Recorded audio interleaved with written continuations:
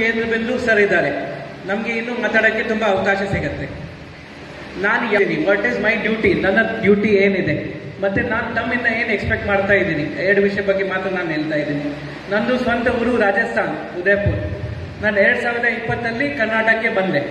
ಇಲ್ಲಿ ತನಕ 3 ಜಿಲ್ಲೆಯಲ್ಲಿ ಬೇರೆ ಬೇರೆ ಹುದ್ದೆಯಲ್ಲಿ ಕೆಲಸ ಮಾಡಿದ್ದೆ. ಬೀದರ್, ತುಮಕೂರು ಮತ್ತು ಮಂಗಳೂರಲ್ಲಿ ಕಳೆದ 2 ವರ್ಷ ಅಲ್ಲಿ ಕೆಲಸ ಮಾಡಿ ಇಲ್ಲಿಗೆ ಬಂದೆ.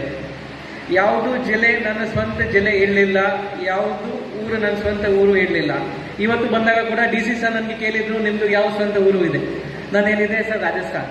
ಬಟ್ ಈಗ 5 ವರ್ಷ ಅಲ್ಲಿ ಕರ್ನಾಟಕದಲ್ಲಿ ಬಂದ ಆದಮೇಲೆ ನನಗೆ ಅಲ್ಲಿಂದ ಲಿಂಕ್ ಕಮ್ಮಿ ಆಗಿದೆ, ನನಗೆ ಇಲ್ಲಿ ಕರ್ನಾಟಕದಿಂದ ಲಿಂಕ್ ಜಾಸ್ತಿ ಆಗಿದೆ. ನನ್ನ ಮಗ ಇಲ್ಲಿ ಹುಟ್ಟಿದ್ದಾರೆ. ಅವರಿಗೆ ಕೇಳಿದೆ, ನಿಮ್ಮದು ಯಾವ ಊರು, ನಿಮ್ಮ ಫ್ಯಾಮಿಲಿ ಎಲ್ಲಿದೆ, ನಿಮ್ಗೆ ಏನು ಭಾಷೆ ಬರುತ್ತೆ, ಅವರು ಎಲ್ಲ ಇಲ್ಲಿದು ಹೇಳ್ತಾ ಇದ್ದಾರೆ. ಅವರಿಗೆ ರಾಜಸ್ಥಾನ್ ಹೇಗೆ ಇದೆ ಅವರಿಗೆ ಏನು ಐಡಿಯಾನೇ ಇಲ್ಲ. ಮತ್ತೆ ನನ್ನ ಮನಸ್ಸಲ್ಲಿ ಏನಿದೆ, ನಾನು ಎಲ್ಲಿಗೆ ಹೋದರೆ ಎಷ್ಟು ಪ್ರಾಮಾಣಿಕತೆಯಿಂದ, ಎಷ್ಟು ಹಾರ್ಡ್ ವರ್ಕಿಂದ, ಎಷ್ಟು ಡೆಡಿಕೇಶನಿಂದ ನಾನು ಕೆಲಸ ಮಾಡ್ತೀನಿ. ನಾನು 1% ಕೊಟ್ಟರೆ ಅಲ್ಲಿದ್ದು ಜನ ನನಗೆ 100%, 1000% ನನಗೆ ವಾಪಸ್ ಕೊಡ್ತಾರೆ. ನನಗೆ ಏನು ಕಾಂಪಿಟೇಷನ್ ಸಿಗುತ್ತೆ ಅದು ನನ್ನ ಹಾರ್ಡ್ ವರ್ಕ್ ಮೇಲೆ ಡಿಪೆಂಡ್ ಆಗುತ್ತೆ. ನಾನು ಅಲ್ಲಿ ಹೋಗಿ ಎಷ್ಟು ಬೇಗ ನಾನು ಭಾಷಾ ಕಲಿತೀನಿ, ಅಷ್ಟು ಬೇಗ ಹೋಗಿ ಅಲ್ಲಿದು ಕಲ್ಚರ್ ಕಲಿತೀನಿ. ಅಲ್ಲಿದು ಜನರು ಹೇಗೆ ಇದ್ದಾರೆ, ಅವ್ರದ್ದು ಸಮಸ್ಯೆ ಹೇಗೆ ಇದೆ, ಟೈಮ್ ಆಗುತ್ತೆ. ನಾನು ಒಂದಿನ ಅಲ್ಲಿ ಎಲ್ಲ ಕಲಿತೀನಿ, ಒಂದೆಲ್ಲ 100% ಆಗ್ತೀನಿ, ಅದು ಏನಿಲ್ಲ. ನನಗೆ ಇನ್ನೂ ಟೈಮ್ ಬೇಕಾಗತ್ತೆ. ನನ್ನ ಟೀಮದು, ನನ್ನ ಆಫೀಸರ್ದು, ನಾನಿಬ್ರು ಎಡಿಷನಲ್ SP ಸರ್ದು, ಅವರು ಇಷ್ಟು ಕೆಲಸ ಮಾಡಿದವರು, ಅವರೆಲ್ಲ ಗೈಡೆನ್ಸ್ ನನಗೆ ಬೇಕಾಗತ್ತೆ. ಬಟ್ ನನ್ನ ಕಡೆಯಿಂದ ಏನು ಇರಬೇಕು, ಫಸ್ಟ್ ಡೇಯಿಂದ ಆ ಆನೆಸ್ಟಿ, ಆ ಎಫರ್ಟ್ ಇರಬೇಕು. ಮತ್ತು ರಿಸಲ್ಟ್ ಟೈಮಿಂದ 100% ಸಿಗುತ್ತೆ ಆ ಎಫರ್ಟ್ ಇದ್ದರೆ. ಅದೇ ರೀತಿ ನನ್ನ ಇದು ಪ್ರಾಮಿಸ್ ಮಾಡ್ತಾ ಇದ್ದೀನಿ, ನನ್ನ ಸೆಲ್ಫ್ಗೆ, ನನ್ನ ಖುದ್ದಾಗಿ ನನಗೆ ಪ್ರಾಮಿಸ್ ಮಾಡ್ತಾ ಇದ್ದೀನಿ. ಇದು ನನ್ನ ಫಸ್ಟ್ ಜಿಲ್ಲೆ. ನಾನು ಇಲ್ಲಿ ತನಕ ಏನು ಹಾರ್ಡ್ ವರ್ಕ್ ಮಾಡಿದ್ದೀನಿ, ಏನು ಮಾಡಿದ್ದೀನಿ, ಅದಕ್ಕಿಂತ 100 ಸರಿ ಜಾಸ್ತಿ ಇಲ್ಲಿ ನನ್ನ ಎಫರ್ಟ್ ತೋರಿಸ್ಬೇಕು.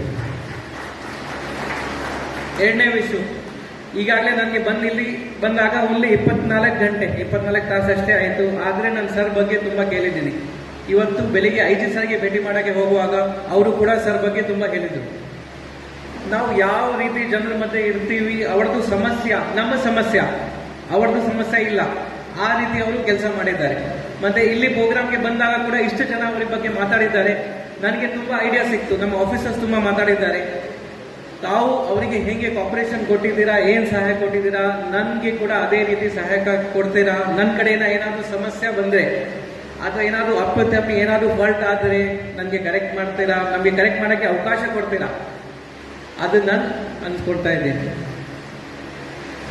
ಕಾನೂನು ಮತ್ತು ಸುವ್ಯವಸ್ಥೆ, ನಾನು ಬೆಂಗಳೂರಲ್ಲಿ DCP, ಉಪ ಪೊಲೀಸ್ ಆಯುಕ್ತ, ಕಾನೂನು ಮತ್ತು ಸುವ್ಯವಸ್ಥೆ ಆಗಿ ಕೆಲಸ ಮಾಡಿದ್ದೀನಿ.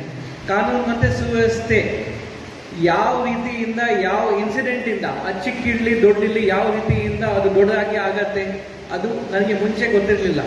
ನಾವು ಯಾವ ಇವೆಂಟ್ ದೊಡ್ಡದಾಗಿ ಅನ್ಕೊತಾ ಇದ್ದೀವಿ, ಇದು ಮರ್ಡರ್ ಆಗಿದೆ, ಇದು ದೊಡ್ಡದಾಗಿ ಆಗತ್ತೆ, ತುಂಬ ಜನ ಸೇರ್ತಾ ಇದ್ದಾರೆ, ಆ ರೀತಿ ಯಾವುದೂ ಆಗಿಲ್ಲ. ಯಾವ ರೀತಿ ತುಂಬ ಸಣ್ಣದಾಗಿ ಅನ್ಕೊತಾ ಇದ್ದೀನಿ, ಇದನ್ನು ಏನಾಗಲ್ಲ, ಅದು ತುಂಬ ದೊಡ್ಡದಾಗಿ ಆಗತ್ತೆ. ಸೊ ಪ್ರತಿಯೊಂದು ವಿಚಾರ ಬಗ್ಗೆ ಆ ಬ್ಯಾಕ್ಗ್ರೌಂಡ್ ಏನಿದೆ, ಅದರಿಂದ ಹಿಸ್ಟ್ರಿ ಏನಿದೆ, ಈಗ ಒಂದು ಸ್ಪಾರ್ಕ್ ಮಾತ್ರ ಇರಲಿ, ಅದಕ್ಕಿಂತ ಮುಂಚೆ ತುಂಬ ದೊಡ್ಡ ಹಿಸ್ಟ್ರಿ ಇರಲಿ. ಆ ಹಿಸ್ಟ್ರಿ ನಾವು ಅಲ್ಲಿ ತನಕ ತಿಳ್ಕೊಳ್ಳಿಲ್ಲ ಅಂದರೆ ನಮಗೆ ಇಶ್ಯೂ ಬಗೆಹರಿಸೋಕ್ಕೆ ಆಗಲ್ಲ. ಸೊ ಅದೇ ರೀತಿ ಆ ಸ್ವಲ್ಪ ಎಕ್ಸ್ಪೀರಿಯನ್ಸ್ ನನಗೆ ಸಿಕ್ಕಿದೆ. ಈ ಊರಲ್ಲಿ ಕೂಡ ನನಗೆ ಇನ್ನೂ ಜಾಸ್ತಿ ಎಕ್ಸ್ಪೀರಿಯನ್ಸ್ ಸಿಗುತ್ತೆ, ಆಪರೇಷನ್ ಸಿಗುತ್ತೆ. ನನ್ನ ಟೀಮ್ದು, ನನ್ನೆಲ್ಲ ಕಲೀಗ್ಸ್ದು, ಇಬ್ಬರು ಎಡಿಷನಲ್ SP ಎಲ್ಲರೂ ಸಹಾಯ ನನಗೆ ಸಿಗುತ್ತೆ.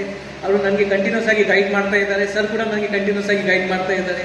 DC ಸರ್, CO ಸರ್ ಕೂಡ ನನಗೆ ಏನಾದರೂ ನನ್ನ ಕಡೆಯಿಂದ ಏನು ಕಾಪರೇಷನ್ ಬೇಕು, ಅವ್ರ ಕಡೆಯಿಂದ ನನಗೆ ಏನು ಕಾಪರೇಷನ್ ಬೇಕು, ಅದು ಕಂಟಿನ್ಯೂಸ್ ಆಗಿ ಸರ್ ಹೇಳಿದ್ದಾರೆ, ನಾವು ಟೀಮ್ ಥರ ಕೆಲಸ ಮಾಡೋಣ, ನಾನು ಅದೇ ರೀತಿ ಎಕ್ಸ್ಪೆಕ್ಟ್ ಮಾಡ್ತಾ ಇದ್ದೀನಿ. ನನ್ನ ಕಡೆಯಿಂದ ನನಗೆ ಪೂರ್ತಿ ಕಾಪರೇಷನ್ ಇರುತ್ತೆ ಸರ್. ಅಷ್ಟೇ ಹೇಳಿ ನಾನು ಮಾತು ಮುಗಿಸ್ತೀನಿ.